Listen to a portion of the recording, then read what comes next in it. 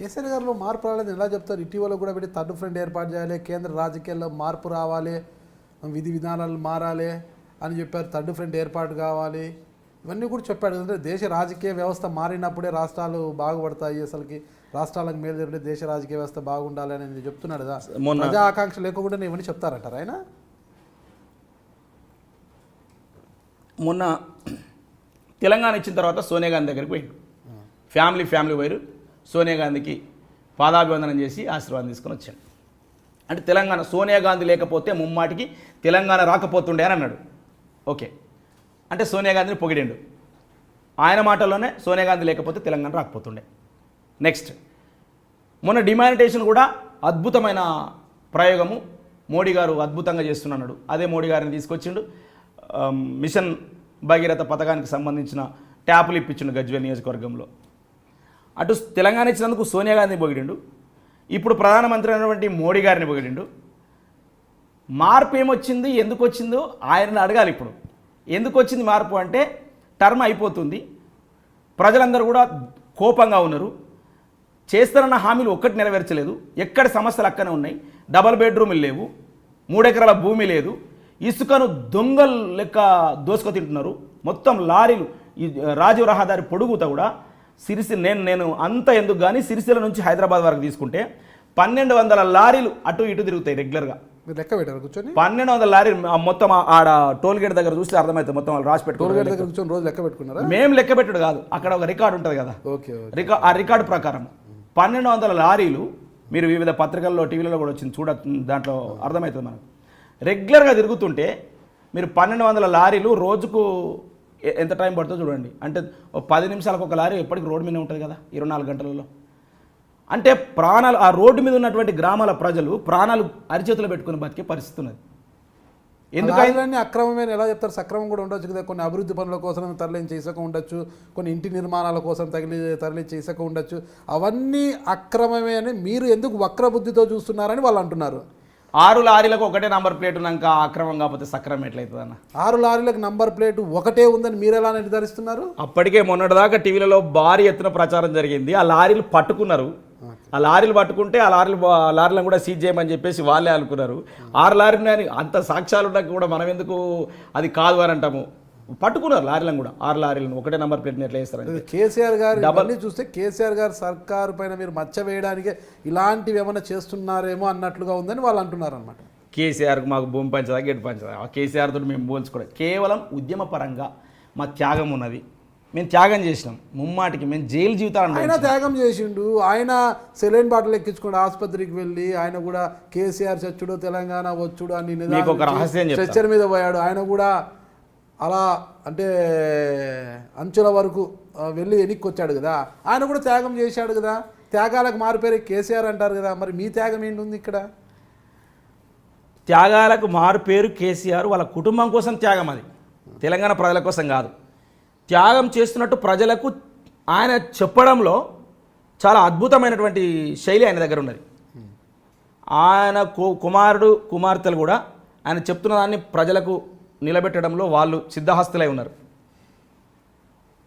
సిలేన్లు ఎక్కించుకొని వారం రోజులు ఉన్నాడు కదా, అది త్యాగం కదా అని మీరు అంటున్నారు కదా. డిసెంబర్ 10వ తారీఖు మేము అసెంబ్లీ ముట్టడి పిలుపునిచ్చినాం. ఇక్కడ రోషయ్య గారు ముఖ్యమంత్రిగా ఉన్నారు. రోషయ్య గారు అపధర్మ ముఖ్యమంత్రిగా పనిచేస్తున్న టైంలో ఆయన పదవి ఉంటుందో పోతుందో అన్నటువంటి పరిస్థితులలో మొత్తం వేలాది మంది డిసెంబర్ 10 తారీఖు ముట్టడి పిలుపునిచ్చినటువంటి విద్యార్థి చేసికి అండగా నిలబడ్డారు. మేము అన్ని పార్టీల దగ్గరికి వెళ్ళినాం. సరే, ప్రత్యేకంగా రోషయ్య మీద కోపం కాదు, కానీ ఆనాటి ప్రభుత్వం మీద మేము మా ఉద్యమానికి అందరూ మద్దతు ఇవ్వాలంటే అన్ని పార్టీలు మద్దతు ఇచ్చినాయి అసెంబ్లీ ముట్టడికి. కానీ కొంతమంది అప్పుడు కాంగ్రెస్ పార్టీలో ఉన్నటువంటి కొంతమంది నాయకులు అసెంబ్లీ ముట్టడిని విఫలం చేయాలనుకున్నారు. విఫలం చేయాలనుకునే దాంట్లో కొంతమంది ఉన్నప్పటికీ జరగాలనుకునేటోళ్ళు కూడా కాంగ్రెస్ పార్టీలో ఉన్నారు. అప్పుడు ఉద్యమం జరిగితేనే తెలంగాణ వస్తే అనుకునే ఆశావాహులు ఉన్నారు. మేము డిసెంబర్ 10 తారీఖు కాకుండా 18వ తారీఖో 20వ తారీఖో పెడితే కేసీఆర్ త్యాగం ఏందో అర్థమవుతుండే. 10వ తారీఖు ఉంది కాబట్టి ఆ వారం రోజులు సిలిండర్ బాటిల్ ఎక్కించుకుంటూ ఆ డాక్టర్ ఎవరైతే ఉండేనో ఆ డాక్టర్ తోటి బయటకు వచ్చి పో నా ప్రాణం పోతుందని చెప్పేసి ప్రెస్ మీట్లు పెట్టమని చెప్పేసి చెప్పినటువంటి పరిస్థితులు ఉండే. అప్పుడు స్వయంగా అక్కడ ఉన్నటువంటి వ్యక్తులే మాకు, వాళ్ళ పేర్లు ఎందుకు కానీ స్వయంగా అక్కడ ఉన్నటువంటి వ్యక్తులే మాకు చెప్పడం జరిగింది. ఎవరు ఆ వ్యక్తులు? పాసం యాదగిరి గారు జర్నలిస్టు, ఆయనకు దగ్గర మిత్రుడు డాక్టర్. ఆయననే ఎవరు ఆ డాక్టరు? ఆ డాక్టర్ పేరు నాకు సరిగా గుర్తులేదు కానీ పాసం యాదగిరి గారి మిత్రులు డాక్టర్ గారి పేరు గుర్తుండదు కానీ గోపినాథ్ కేసీఆర్ గారి మీద ఆరోపణలు అయితే చేస్తారు. గోపినాథో ఏదో ఉంది పేరు. ఆ. అంటే మేము మా లక్ష్యం అంతా కూడా ఉద్యమం కేసీఆర్ గారిని బదనాం చేయడమే. బదనాం చేయడం మాకేముంటుంది అన్న వ్యక్తిగతంగా. కానీ ఆ వారం రోజుల్లో కేసీఆర్ గారు సీఎం అయినాడు, వాళ్ళ కొడుకు మంత్రి అయినాడు, వాళ్ళ కూతురు ఎంపీ అయింది, అల్లుడు మంత్రి అయినాడు, నాకేమి ఇచ్చిండు? వ్యక్తిగతంగా నాకేమి ఇచ్చినని కాదు, నేను దరువు పెట్టుకొని తిరుగుడు తప్పితే ఏముంది నాకు ఈడ? నాకేమైనా పైసలు ఇచ్చిండా, ఉద్యోగం ఇచ్చిండా అని బాధ లేదా? నాకు నిజంగానే నేను అట్లా కాంప్రమైజ్ నాకు ఏదో ఒకటి ఇస్తుండే. నేను పోయి నేను డప్పు కొట్ట తెలుసుకుంటే, నేను పాట వాడే పాట, నేను ఆనాడు ఫస్ట్ టీఆర్ఎస్ పెట్టి పార్టీ పెట్టిన తర్వాత విద్యార్థి విభాగాన్ని వేయనన్నాడు. ఫస్ట్ వేయనన్నప్పుడు మళ్ళీ తర్వాత 2-3 ప్రత్యేకంగా బయట కొన్ని విద్యార్థి సంఘాలు ఏర్పడ్డాయి. విద్యార్థి సంఘాలు నేను కాకుండా ఉండి ఇండిపెండెంట్గా జరిగితే మాత్రం నాకు ప్రమాదం అని గుర్తించి మళ్ళీ ఇమీడియట్లీ అనుబంధ విద్యార్థి సంఘాన్ని వేస్తానని అనుకున్నాడు. మేము ఫస్ట్ వేయమని డిమాండ్ చేసినాము, వేయలేదు. కానీ తర్వాత విద్యార్థి విభాగాన్ని పెట్టుకున్నాడు. దానికి అప్పటికే ఆయనకు విద్యార్థులలో చాలామందికి ఎస్సీ ఎస్టీ బీసీ మైనార్టీలకు వ్యతిరేకంగా పనిచేసే కొంతమంది విద్యార్థి నాయకులు పిలుచుకొని వాళ్ళను ప్రెసిడెంట్గా పెట్టి నడిపిద్దామనుకున్నాడు. అది మమ్మల్ని ఏదేదో మాకు ఏం సంబంధమే లేదు. ఒక కమిటీ వేసిండు, నాకు దాంట్లో సాంస్కృతిక కమిటీ చైర్మన్, సాంస్కృతిక కమిటీ కార్యదర్శి అని వేసారు. దాంట్లో ఫస్ట్ టీఆర్ఎస్ విద్యార్థి భాగంలో. అరే మాకు సంబంధం లేకుండా మాతో మాట్లాడుకుని ఎట్లా కమిటీలు వేస్తావు అని చెప్పేసి మేము పార్టీ ఆఫీస్ మీద జలదృశ్యంలో ఆఫీస్ ఉండే, ఆ ఆఫీస్ మీద మేము దాడి చేసినట్టుగా పోయినాం. పోతే మత్స్యనాచారి ఉండే ఇప్పుడు స్పీకర్ గారు ఉండి ఎలా అట్లా చేయొద్దు మీరు అని చెప్పేసి మీరు అప్పుడు కేసీఆర్ లేరు, ఏదో పర్యటనకు బయటకు వెళ్ళారు. మేము ఆయన ఉన్నాడా లేదా మాకు తెలియదు, మేము అసెంబ్లీ ఆఫీస్ ముట్టడించాలి, ఎట్లా వేస్తారు కమిటీ అని చెప్పేసి చాలా ఆవేశంగా ఉండే విద్యార్థులమంతా. అప్పుడు వచ్చి అడిగినాం. అంటే అప్పుడు మాకు సంబంధం లేకుండా కమిటీలు వేసిండు. మేము కేసీఆర్కు దూరం అనో ఇంకోటనో కాదు. ఉస్మానియా యూనివర్సిటీలో ఫస్ట్ టీఆర్ఎస్ పార్టీ పెట్టిన తర్వాత మొట్టమొదటి సభ పెట్టింది ఉస్మానియా యూనివర్సిటీలో. అప్పుడు నేను అన్నారారో రైతన్నా లేరేరో బిల్లులు ఎట్లా కడతారో కరెంటు బిల్లు అని చెప్పేసి ఒక పాట పాడితే దగ్గర తీసుకొని చబాసి అమ్మ ఎవరు అని చెప్పేసి మాట్లాడినటువంటి కేసీఆర్. ఏం పాట అది? అన్నారారో రైతన్నా లేరేరో అని ఒక పాట ఉంటుంది. ఒకసారి పాడండి. అన్నారారో రైతన్నా లేరేరో, చల్ అన్నారారో రైతన్నా లేలేరో, రైతన్నా లేలేరో, బిల్లుల మీద బిల్లు కట్టుమని నల్లులవోలే రక్తం దాగిరి, నల్లులవోలే రక్తం దాగిరి, నల్లులవోలే ఎట్లా కడతావురో బిల్ ఎట్లా కడతావురో, ఎట్లా కడతావురో బిల్ ఎట్లా కడతావురో. ఆ పాట అది నరసింహన్ అని ఒక రచయిత రాసిన పాట. అది నేను అప్పుడు పాడుతుంటే ఎవరు బక్కగా ఉన్నాడు, మంచిగా దుంకుతున్నాడు. నేను చాలా కొద్దిగా సన్నగానే ఉండేది అప్పుడు. అట్లా మొట్టమొదటి సభ అక్కడ జరిగింది విద్యార్థుల సాక్షిగా, ఉద్యమకారుల సాక్షిగా అని చెప్పి చెప్పడం వల్లనే కదా అందరూ అప్పుడు కొంత సానుకూలంగా నమ్మింది. సరే నేను ప్రతి సందర్భంలో నేను వ్యతిరేకంగా మాట్లాడుతున్నాను కాదు, కానీ ఆయన చేసిన ప్రక్రియలన్నీ కూడా ఉద్యమకారులుగా నిబద్ధతతో పనిచేసే వాళ్ళకి వ్యతిరేకంగా ఉండే. అది మాకు కొంత నచ్చకపోతుండే. డిసెంబర్ 10 నాడు విషయం, మేము కనుక ఆ రోజు 10 నాడు ఇవ్వకుండా ఉంటే మా చుట్టూ 8వ తారీఖు వచ్చింది, మా చుట్టూ తిరుగుతారు నిమ్మరసం ఇచ్చి దీక్ష విరమింపజేయాలి. ఎవరైతే ఆ 2 రోజులకే దీక్ష చేయడం వల్ల ప్లకార్డులు పెట్టుకుని స్లోగన్లు ఇచ్చారు వాళ్ళని పట్టుకుపోదామని ప్రయత్నం చేస్తున్నారు. మా చుట్టూ ఈటల రాజేందర్కి సంబంధించిన వాళ్ళు, హరీష్ రావుకి సంబంధించిన మా చుట్టూ వచ్చి కేసీఆర్ దగ్గరకు పోవాలి చెల్లి నన్ను అని చెప్పేసి మమ్మల్ని ఆర్గనైజ్ చేస్తుంటే మేము రామని చెప్పినాం. చివరికి గద్దరన్న, మందకృష్ణన్న, కొంతమంది ఆయనకు అనుకూలంగా ఉండే విద్యార్థులు పోయి నిమ్మరసం ఇచ్చారు, కానీ మేము పోలే. కేవలము మేము ఇప్పటికీ నమ్ముతున్నాం డిసెంబర్ 10 ప్రకటన, డిసెంబర్ 9 రాత్రి వచ్చిన ప్రకటన, తెల్లవారితే డిసెంబర్ 10 అసెంబ్లీ ముట్టడి ఏమవుతుందో కూడా ఇంటెలిజెన్స్ వర్గాలకు కూడా అందనంత స్థాయిలో విద్యార్థులు అప్పటికే రాత్రికే 30,000 మంది హైదరాబాద్ చుట్టుపరిసర ప్రాంతాల్లో వచ్చినటువంటి ఇన్ఫర్మేషన్ పోయింది. పోలీసులు మమ్మల్ని చూస్తున్నారు, ఎక్కడ దొరికితే అక్కడ అరెస్ట్ చేద్దామని చూస్తున్నారు. మేము కూడా చాలా వ్యూహాత్మకంగా ఉండి ఉద్యమాన్ని నడిపించినాం.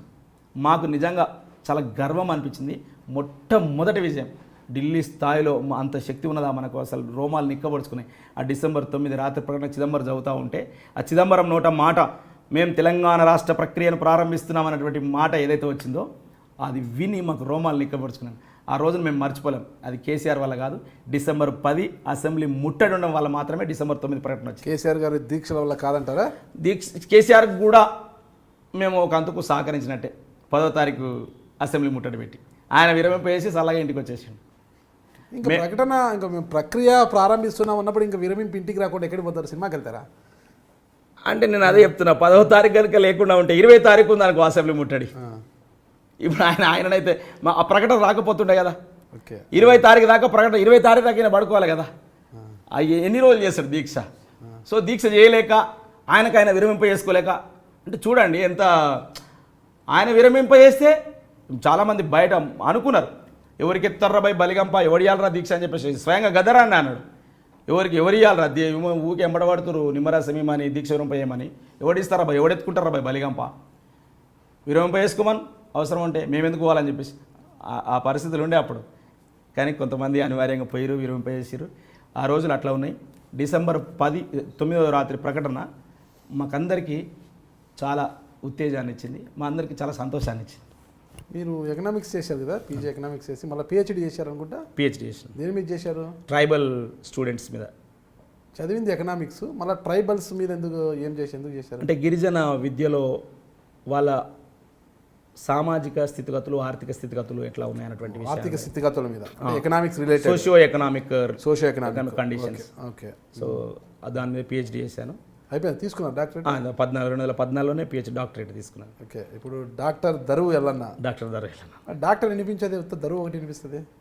ఏమో డాక్టర్ని కూడా డామినేట్ చేస్తుంది దరువు. అవునా? డాక్టర్ పెట్టకున్నా దరువు అంటే అది అయిపోతుంది.